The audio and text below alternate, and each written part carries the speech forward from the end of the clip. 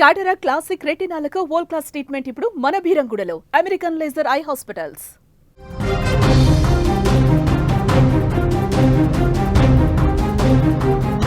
Bharat Pak final match కోసం cricket లోకం ఎదురు చూస్తోంది. రాత్రి 8 గంటలకు మ్యాచ్ ప్రారంభం కానుంది. ఎవరు గెలుస్తారా అనే ఉత్కంఠ నెలకొంది. ఈ మ్యాచ్లో అందరి చూపు అభిషేక్ శర్మ, షాహీన్ అఫ్రీది పైనే ఉంది. షాహీన్ అఫ్రీది బౌలింగ్లో అభిషేక్ శర్మ చిత్తగొడుతున్నాడు. పాక్ ప్రధాన ఆయుధంగా భావించే అతడి బౌలింగ్లో చెలరేగి ఆడుతున్నాడు మన అభిషేక్ శర్మ. ఏ మాత్రం భయం లేకుండా మొదటి బంతి నుంచే దాడి చేస్తున్నాడు. గత 2 మ్యాచ్లలో కలిపి అఫ్రీది బౌలింగ్లో అభిషేక్ శర్మ మొత్తం 31 పరుగులు చేశాడు. గ్రూప్ స్టేజ్లో మ్యాచ్లో అభిషేక్ శర్మ కేవలం 8 బంతుల్లోనే 22 పరుగులు పిండుకున్నాడు. షాహీన్ అఫ్రీది వేసిన మొదటి ఓవర్లోనే ఒక 4 ఒక సిక్సర్తో విరుచుకుపడ్డాడు అభిషేక్ శర్మ. ఆ తర్వాత అఫ్రీది వేసిన ఓవర్లోనూ ఒక 4 ఒక సిక్సర్ కొట్టాడు. సూపర్ 4లో అభిషేక్ తన దూకుడు కొనసాగించాడు. ఈ మ్యాచ్లో అఫ్రీది బౌలింగ్లో అతను 6 బంతుల్లో 9 పరుగులు చేశాడు. ఇన్నింగ్స్ తొలి బంతిలోనే సిక్సర్గా మలిచి షాహీన్కి చుక్కలు చూపించాడు. మొత్తం మీద ఈ టోర్నమెంట్లో జరిగిన గత 2 మ్యాచ్లలో షాహీన్ అఫ్రీది వేసిన 14 బంతులను ఎదుర్కొన్న అభిషేక్ శర్మ ఒక్కసారి కూడా అవుట్ కాకుండా 31 పరుగులు సాధించి అతనిపై స్పష్టమైన పైచేయి సాధించాడు. దీంతో అభిషేక్ శర్మ విధ్వంసాన్ని అడ్డుకోవడానికి షాహీన్ అఫ్రీది ప్రత్యేక వ్యూహాలతో బరిలోకి దిగుతాడా? ఈ ఇద్దరి మధ్య జరిగే పోరు మ్యాచ్ని ఎలా మలుపు తిప్పుతుంది అనేది ఇప్పుడు ఆసక్తికరంగా మారుతుంది. వీరిద్దరి పోరు రసవత్తరంగా మారుతుందని క్రికెట్ ఫ్యాన్స్ అట్లాగే ఎక్స్పర్ట్స్ కూడా చెప్తున్నారు.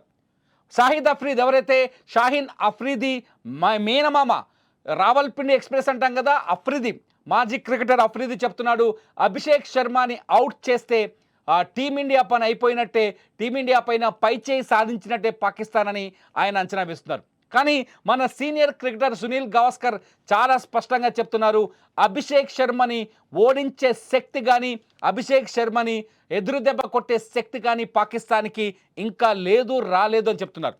ఒకవేళ షాహీన్ అఫ్రీది కొత్త వ్యూహాలతో, కొత్త బంతులతో, ఎత్తుగడలతో విరుచుకుపడినా దాన్ని ఎదుర్కోవడానికి అభిషేక్ శర్మ కూడా చాలా సిద్ధంగా రెడీగా ఉన్నాడని కూడా అంచనా వేస్తున్నారు.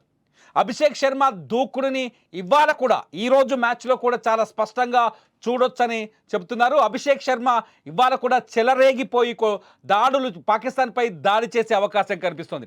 యావరేజ్గా అభిషేక్ శర్మను ఒకసారి చూస్తే అభిషేక్ శర్మ యావరేజ్ 51.50 ఉంది. 204 స్ట్రైక్ రేట్తో 309 పరుగులు చేశాడు. ఈ టోర్నమెంట్లో చుక్కలు చూపించాడు. టీమిండియాకి ఒక అతిపెద్ద అస్త్రంగా మారాడు. అతిపెద్ద శక్తివంతమైన ఆటగాడిగా కనిపిస్తున్నాడు. ముఖ్యంగా పాకిస్తాన్ ఉందో పాకిస్తాన్కి చుక్కలు చూపిస్తున్నాడు అభిషేక్ శర్మ.